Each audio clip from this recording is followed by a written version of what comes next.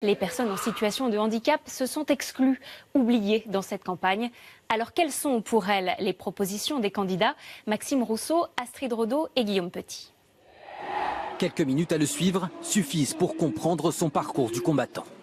Yanis, qui souffre d'une paralysie des chevilles depuis sa naissance, doit prendre ce matin 3 bus différents pour se rendre au rassemblement place du Trocadéro. À part la 14, je ne peux pas prendre le métro. 1h15 plus tard, le jeune homme rejoint enfin les 400 manifestants rassemblés pour faire entendre leur voix dans une campagne dont ils se sentent les oubliés.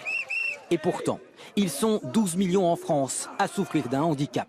Un frein à l'emploi pour beaucoup, comme pour Yanis. À 29 ans, il suit une formation, mais il ne dispose que d'une maigre allocation de 800 € par mois. À chaque fois qu'on veut faire quelque chose, c'est beaucoup plus compliqué, beaucoup plus difficile.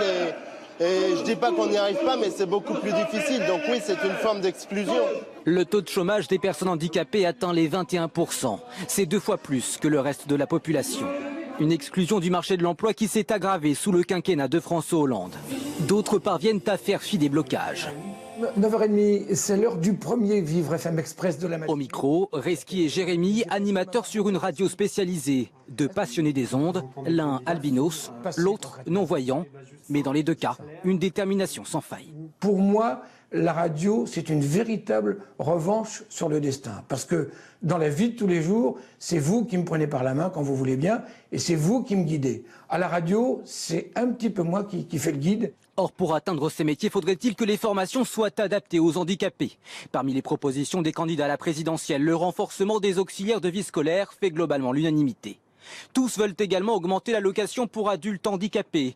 Tous, sauf François Fillon. 3 se distinguent avec des propositions pour la prise en charge de l'autisme et 2 candidats ont décidé de faire l'impasse totale sur le handicap. C'est pourtant la préoccupation de près de 20% des Français. Et puis cette information pour clore notre page présidentielle, Benoît Hamon et Emmanuel Macron vont intégrer le dictionnaire. Ils auront chacun leur place dans l'édition 2018 du Robert Illustré. Jean-Luc Mélenchon, Marine Le Pen et François Fillon y figurent déjà. Ces 5 définitions pourront être actualisées jusqu'au 7 mai, bien sûr, lorsque l'on connaîtra le nom du prochain président de la République.